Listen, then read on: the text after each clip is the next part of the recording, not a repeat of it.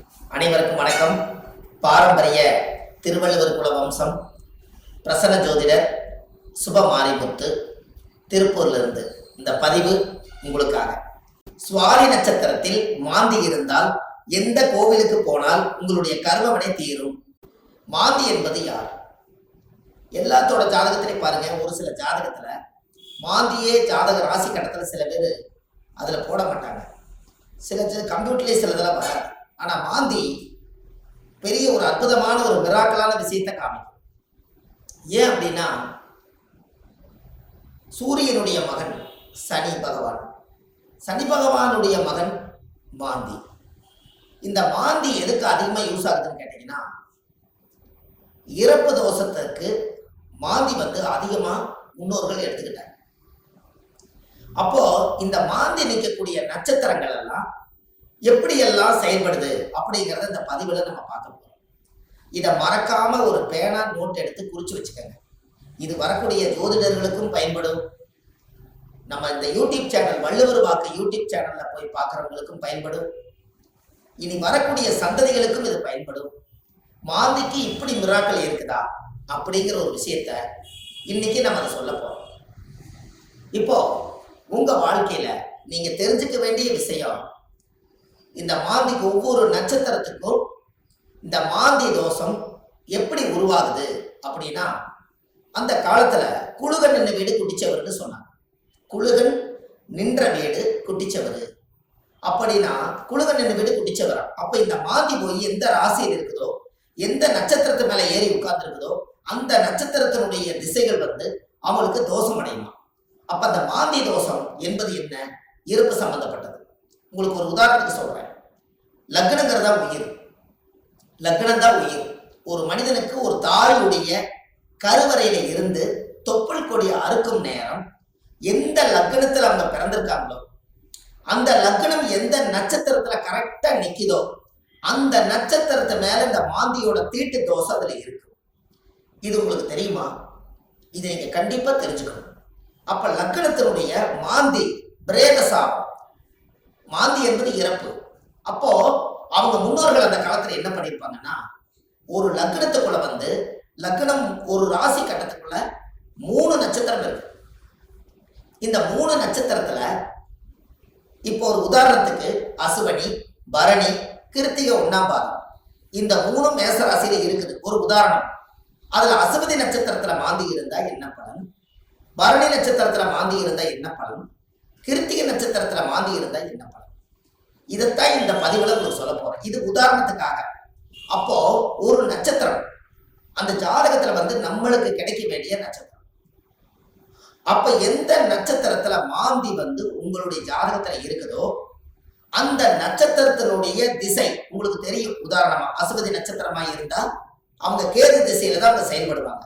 அப்ப ஜாதகத்துல எனக்கு என்னங்க அசுவதி நட்சத்திரம் கேது திசை நடக்குது, எனக்கு கேது அசுவதி நட்சத்திரத்துக்கு கேது திசை நடத்துறாரு, எனக்கு ஒரு பலனுமே நடக்கலைங்க அப்படின்னு நீங்க சொல்லவே வேண்டாம். அந்த அசுவதி நட்சத்திரத்துக்கு அதிபதி கேது இந்த மாந்தியோட சாபம் வாங்கி இருக்கிறதுனால அந்த திசை நம்மளுக்கு வேலை செய்ய மாட்டேங்குது. அப்ப அதை நம்ம சரிப்படுத்தினா தானே அது நிவர்த்தியாகும். அப்ப அசுவதி நட்சத்திரத்துக்கு கேது, கேது என்பது பாட்டியில பாட்டின்னு வருது. அப்ப பாட்டிக்கு ஈமகாரிய செலவு செய்யாம விட்டுட்டால், அந்த முன்னோர்களுக்கு ஈமகாரியங்கள் செய்யாம விட்டுட்டா, இறந்த முன்னோர்களுக்கெல்லாம் மூதாதிகளுக்கெல்லாம் செய்யாம விட்டுட்டா, இந்த நட்சத்திர சாபம் அந்த குடும்பத்துக்குள்ள போய் அந்த திசைக்கு யோகத்தை கொடுக்கறது இல்லை. அப்ப கர்மாவிலேயே மாட்டிக்கிறீங்க. அப்புறம் எப்படி மேல வரும்? அப்ப இதெல்லாம் அந்த காலத்துல முன்னோர்கள் குளிகை நின்ற வீடு குடிச்சவர்னு எதுக்கு சொல்லி வச்சாங்கன்னா, ஒரு வீட்டுல ராசி கட்டத்துல குளிகை நின்ற வீடு குடிச்சவர் சொல்லி வைக்கல. அவங்க சொல்லி வச்சதே குளிகன் நின்ற நட்சத்திரம் அந்த வீடு குடிச்சவர்னு வச்சாங்க. அந்த நட்சத்திரத்தினுடைய திசைகள் யாருக்கு வந்தாலும் இந்த மாந்தியோட சாபம் அவங்கள துரத்திக்கிட்டே. ஒரு உதாரணம், லக்னத்து மேலேயே மாந்தி நிற்குது. ஒருத்தருக்கு லக்னத்து மேலேயே மாந்தி, லக்னம் நின்ற நட்சத்திரம் எதுவோ அதுவே மாந்தி. அந்த மாந்தி சாபம் இருந்தா அவங்க என்ன ஒரு அனாதிபாடி எடுத்து அடக்கம் பண்ணுனா அவங்களுக்கு அந்த மாந்தி சாபம் நிவர்த்தி ஆகுங்கிறது ஒரு நூல். ஏன் அப்படின்னா, அந்த லக்கணத்துக்குள்ள மாந்தி பிறக்கும் போது ஒரு தாயுடைய கருவறையில இருந்து மாந்தி என்பது நிலையா இருக்கிறது, ஒரு ராசியில ரொம்ப நாள் இருக்கிறது. லக்னம் என்பது 2 மணி நேரத்துக்கு ஒரு லக்னம் நகர்ந்து வெளியில வந்துடும். கரெக்டா அந்த பிரசவமாகி இந்த லக்னம் போய் கரெக்டா மாந்தியோட நட்சத்திரத்துல போய் கரெக்டா அந்த லக்னம் உட்கார்ந்துட்டால் இந்த லக்னம் வந்து தீட்டாய் போயிடும். இதுதான் அதனுடைய பரம ரகசியம். நம்ம அவங்களுக்கு பாருங்க, அந்த லக்னம் போய் நின்ற நட்சத்திரத்துல போய் அந்த தீட்டு விழுந்துருச்சுன்னா முகமெல்லாம் மாறிடும். முகம் அவங்களோட தேஜஸ் இருக்காது, ஒரு இருளன்ற மாதிரி இருப்பாங்க. என்னமோ ஒரு தோஷம் அவங்கள தாக்கிட்டே இருக்கும்.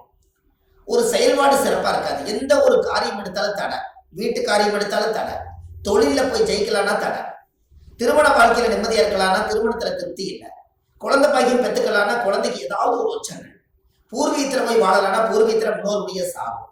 இப்படி வந்து இந்த மாந்தியுடைய நட்சத்திர தோஷங்கள் உங்களுக்கு அதிகமான முறையில இது கர்மாவா செயல்படுது.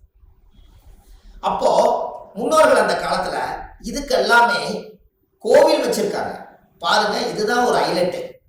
இந்த ரகசியத்தை சொல்லாம விட்டுட்டா கடைசி வரைக்கும் உங்களுக்கு தெரியாமலே போய் ஒவ்வொருத்தருடைய ஜாதகத்திலையுமே எந்தெந்த நட்சத்திரத்துல மாந்தி இருக்குதோ அதற்குரிய கோவில்ல போய் சுவாமிக்கு தேங்காய் பழம் பூமாலை கல்கண்டு வாங்கி அர்ச்சனை பண்ணி சாமி கும்பிட்டு வந்துட்டால் உங்களுடைய அந்த நட்சத்திரத்தினுடைய மாந்தி சாபம் அன்றோடு அது நிவர்த்தியாது.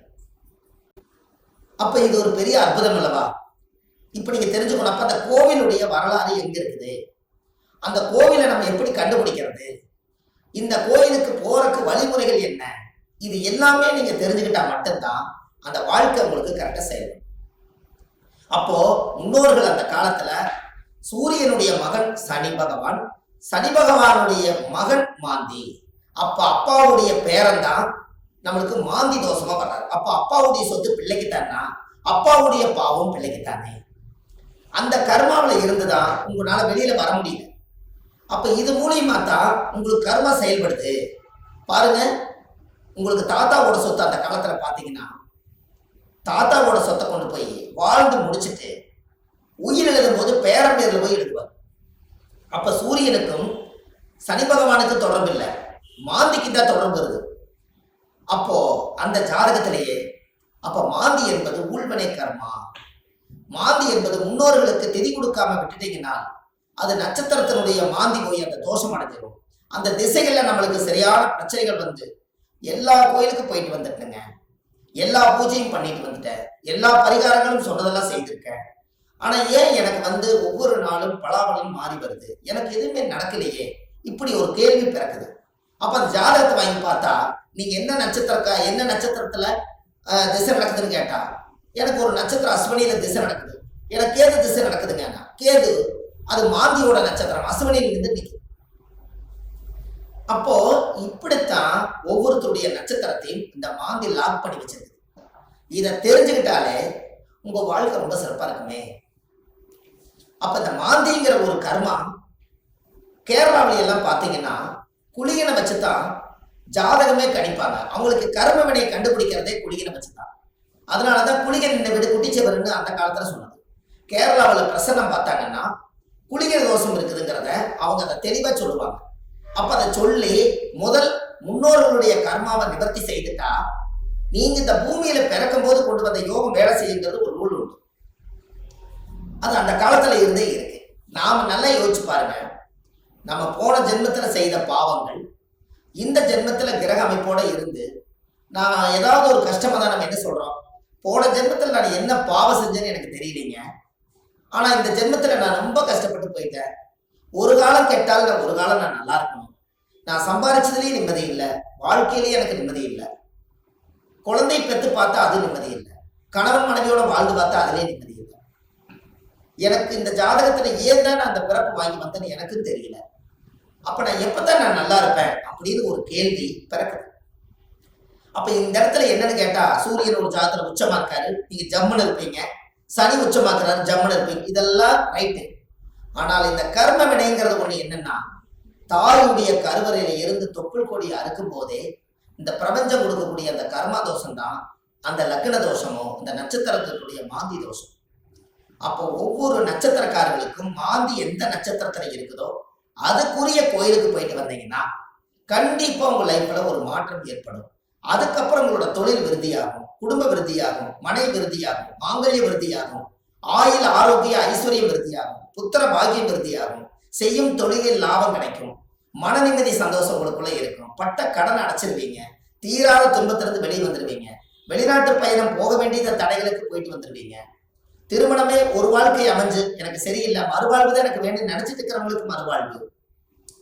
குடும்பத்துக்குள்ள தீராத நோய்கள், மருந்து இல்லாத நோய்க்கு மருந்து, எல்லாமே உங்களுக்கு கிடைக்கும். அதுக்கு நீங்க என்ன பண்ணணும்? உங்க ஜாதகத்தை நீங்க நல்லா எடுங்க. ஜாதகத்தை எடுத்து உங்க ஜாதகத்துல மாந்தி, சாரமாகாத கிரகம் சோரம் போய் விடுமா. மாந்தி எந்த நட்சத்திரத்துல இருக்குதோ அந்த நட்சத்திரம் எதுன்னு பாருங்க.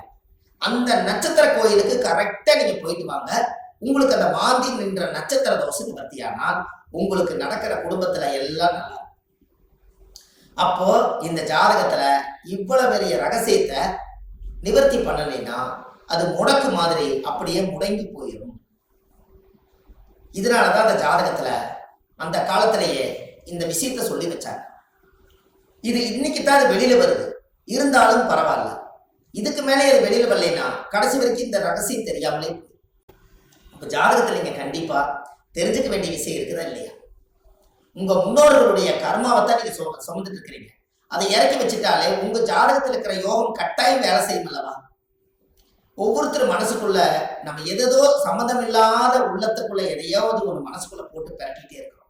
என்னைக்குத்தான் நம்ம இந்த மனசுல இருந்து ரிலீஸ் ஆயிடுவோம் அப்படிங்கிற உள்ளம் ஒவ்வொரு நாளும் துடிக்குது. அதுக்கு எங்க தப்பு நடக்குதுன்னு நமக்கு தெரியணும் அல்லவா?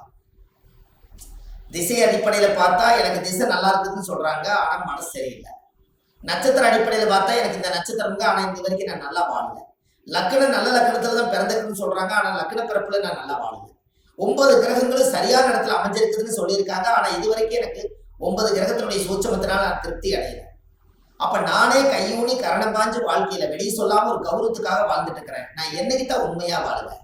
இப்படிங்கிற கேள்வி ஜோதிடம் பார்க்க ஒவ்வொருத்தர்களுடைய உள்ளத்திலே துடிக்குது. அப்ப இந்த வாழ்க்கைக்கெல்லாம் மாந்தி தான் பிரதான தோஷம், அதுதான் ஊழ்வினை தோஷம், அதுதான் கர்மவினை தோஷம். முடக்கு தோஷத்துக்கு அப்பாற்பட்டு 100 விதமான தோஷத்துக்கு ஒரே தோஷம் மாந்தி தோஷம். இந்த இறப்புக்கு மட்டும் ஒரு பெரிய தோஷம் என்னன்னா மாந்தி தான் இறப்பு. உங்களுக்கு ஒண்ணு தெரியுமா? குளிகை காலத்துல சொல்லுவாங்க, ஒரு குளிகை காலத்துல ஒரு விஷயத்தை செஞ்சா திரும்ப திரும்ப செஞ்சுக்கிட்டே இருப்பாங்க. அப்ப நல்லது செஞ்சாலும் திரும்ப திரும்ப வரும், கெடுதல் செஞ்சாலும் திரும்ப திரும்ப வருமா. அப்ப குளிகை நேரத்துலதான் எதை செய்யணும்னு அந்த காலத்துல முன்னோர்கள் அதை யோசிச்சு வச்சிருக்காங்கல்ல. இது எல்லாம் தான் உலகத்துல இருக்கு. நீங்க போங்க, வள்ளுவர் வாக்குன்னு யூடியூப் சேனல்ல போனீங்கன்னா இது போல ஆயிரக்கணக்கான பரிகாரத்தை நிறைய கொடுத்துருக்கேன். கண்டிப்பா இதெல்லாம் நீங்க தெரிஞ்சுக்கணும். ஏன்னா அந்த மாந்தியோட சாபத்தை தீர்த்துட்டாலே உங்க வாழ்க்கையில ஒரு அஸ்வமேத யாகம் நடத்துறதுக்கு சமம் கொடுக்கும். எப்படி ஒரு பிரமாதமான ஒரு பிறப்புன்னு பாருங்க. அப்ப இந்த கண்டிப்பா உங்களுக்கு இதுக்கு ஒரு தீர்வு வேணும் அல்லவா? அதுக்கு நீங்க முதல் இந்த கோவிலை கண்டுபிடிக்கிறதுக்கு முன்னாடி முதல் நீங்க வீடு வாசல்லாம் வலிச்சு சுத்தப்படுத்திட்டு, இந்த மாந்திக்கு ஏதாவது ஒரு அனாதையா இறந்து போயிருந்தாலும் இல்ல ஒரு இறப்புக்கு நீங்க போனாலும், எங்களோட வாழ்க்கையில மாந்தி தோஷம் பிரேத தோஷம். யாருடைய நட்சத்திரத்துல மாந்தி இருக்கு அந்த நட்சத்திரத்துக்கு பிரேத தோஷம். அதனால இறந்தவங்களுக்கு ஏதாவது ஒரு ரோஜாப்பூ மாலை வாங்கி கொண்டு போய் மாலை போட்டுவாங்க. அப்படி இல்லைன்னா ஒரு வில்வ மாலை வாங்கி கொண்டு போய் போட்டுவாங்க. அதை போட்டுட்டு வீட்டுல மஞ்சள் தண்ணி கல்லுப்பு போட்டு வீடு வாசல்லாம் வலிச்சு நீங்க சுத்தப்படுத்தி உங்க குலதெய்வ கோயில போய் 11 ரூபாய் காணிக்க, வெத்தலைப்பாக்கு, எலுமிச்சம்பழம் இதை கொண்டு போய் சாமியோட பாதத்துல வச்சு கும்பிட்டுட்டு இந்த மாந்திக்கு உண்டான கோவிலுக்கு நீங்க போயிட்டு வரணும். சுவாதி நட்சத்திரத்தில் மாந்தி இருந்தால் திருக்கோஷ்டியூர் சௌமிய நாராயண பெருமாள் அந்த கோவிலுக்கு சென்று சுவாமிக்கு தேங்காய் பழம், பூமாலை, கல்கண்டு வாங்கி அர்ச்சனை செய்து வந்தால் அன்றோடு உங்க ஜாதகத்தில் உள்ள சகல தோஷங்களும் நிவர்த்தியாகி உங்க வாழ்க்கை வளமாகும். அப்ப அந்த கோவிலுக்கு நீங்க போறதுக்கு முன்னாடி இந்த வீடு வாசல்லாம் வலிச்சு நீங்க சுத்தப்படுத்தி, குழந்தை பிறந்த வீடு, வயசுக்கு வந்த வீடு, இறந்த வீடு, இந்த வீட்டுகளுக்கெல்லாம் நீங்க போகாம இந்த பிரேதத்துக்கு நீங்க மாலை போட்டுட்டு 3வது நாள்ல இருந்து ஒரு 3 நாளைக்காவது வீடு வாசல்லாம் வலிச்சு சுத்தப்படுத்தி நான்வெஜ் எதுவுமே யூஸ் பண்ணாம நீங்க பரிசுத்தமா நீங்க இருக்கணும். இருந்துதான் நீங்க அந்த கர்மவினை தீர்க்கக்கூடிய கோயிலுக்கு நீங்க போயிட்டு வர முடியும். நல்லா புரிஞ்சுக்கங்க. இதுல குலதெய்வம் எனக்கு தெரியலீங்கன்னு சொன்னால் உபாசன தெய்வம், நீங்க என்ன இஷ்ட தெய்வத்தை இப்ப வணங்கிட்டு இருக்கிறீங்களோ அந்த தெய்வத்தோட பாதத்துல வெத்தலை வாக்கு, எலுமிச்சம்பழம், பூ, பழம், கனி வச்சு சாமி கும்பிடுங்க. ஒருவேளை எனக்கு உபாசன தெய்வம் தெரியலனா விநாயகர் கோயிலை வச்சு சாமி கும்பிடுங்க. வினையை தீர்க்கக்கூடியவர் விநாயகர். அப்படி ஒருவேளை எனக்கு விநாயகர் கோயிலும் முடியலனா முருகன் கோயில்ல திருச்செந்தூர் முருகனை நினைச்சுக்கலாம். 6 வடை வீட்டுல எந்த வடை வேணாலும் நீங்க எடுத்துக்கலாம். இப்படி ஏதாவது ஒரு தெய்வாலயத்துல வெத்தலை பாக்கு, 11 ரூபாய் காணிக்க, எலுமிச்சம்பழம். இதை வச்சு நான் இந்த கர்ம வினையை தீர்த்துட்டு வர்றேன். அதை தீர்த்துட்டு வந்ததுக்கு அப்புறம் என்னுடைய வாழ்வாதாரம் நல்லா இருக்குன்னு சொல்லி நீங்க அந்த ஒரு மூல மந்திரத்தை நீங்க ஒரு கோயில்ல போய் சொல்லணும். என்னன்னு சொல்லணும்? முற்பிறவியில செய்த பாவங்கள் என்னோட கர்மாவெல்லாம் தீரணும்னு சொல்லி கோயில்ல நீங்க விளக்கு போட்டு ஒரு 21 முறையாவது அந்த கோயில் முன்னாடி போய் சாமி கிட்ட சொல்லணும். என்னன்னு? முற்பிறவியில செய்த பாவங்கள் எப்பிறவிக்கும் தொடராமல் இருக்க, இப்பிறவியிலேயே என்னுடைய தந்தை வழியில வந்த கர்ம வினைகளும் தாய் வழியில வந்த கர்ம வினைகளும் என்னுடைய இந்த பூர்வ ஜென்மத்துல நான் இந்த பூமியில கொண்டு வந்த கர்ம வினைகளும் இன்றோடு நிவர்த்தி ஆகட்டுன்னு சொல்லி உங்க ஜாதகத்துல இந்த கர்மா தோஷத்தை நீங்க சுத்தப்படுத்தியாச்சுன்னா அன்னையோட உங்க வாழ்க்கை ரொம்ப சிறப்பா இருக்கும். இதை சொல்லி விளக்கு போட்டு சாமி கும்பிட்டு தேங்காய் பழம், பூமாலை, கல்கண்டு வாங்கி அர்ச்சனை பண்ணி சாமி கும்பிட்டு வாங்க. அன்னையோட அது நிவர்த்தி ஆகும். அந்த கோவில் என்னங்கிறது தான் இப்போ உங்களுக்கு சொல்ல போறேன். ஏன்னா இந்த கோயில் நம்ம எப்ப சொல்லணுங்கிற ஒரு விதி இருக்குது. இந்த அர்த்தங்கள் எல்லாம் புரியாம நீங்க கோயிலுக்கு தெரிஞ்சிட்டாலோ கோயிலுக்கு போனாலோ விவரம் பத்தாது. அதனால நீங்க இதை செஞ்சீங்கன்னா உங்க வாழ்க்கை ரொம்ப பிரமாதமா இருக்கும் என்று சொல்லி இந்த ஒவ்வொருத்தரோட வாழ்க்கையிலையுமே இந்த மாந்தி தோஷம் நம்மளை ரொம்ப கடுமையான பாதிப்புல கொண்டு போய் எல்லா மக்களையும் உட்கார வச்சதுனால இந்த மாந்தியிலிருந்து நீங்க விடுதலை ஆயிட்டால் உங்களுக்கு சுதந்திரம் கிடைச்சாச்சு. உங்க ஜாதகத்தினுடைய பிடியிலிருந்து, தோஷத்தினுடைய பிடியிலிருந்து, உங்க வாழ்வாதாரத்தினுடைய பிடியிலிருந்து நீங்க மிகப்பெரிய பிரம்மாண்டமான ஒரு ஆரோக்கியமான வாழ்க்கை வாழுவீங்க. இந்த மாந்தி சாபத்தை நிவர்த்தி பண்ணிட்டு வாங்க. உங்க வாழ்க்கை எப்படி இருக்குதுன்னு மட்டும் பாருங்க. வள்ளுவர் வாக்குன்னு யூடியூப் சேனல்ல போயிட்டு இருக்குது. ஆன்லைன்லயே நம்ம ஜாதகம் பார்க்கறோம்.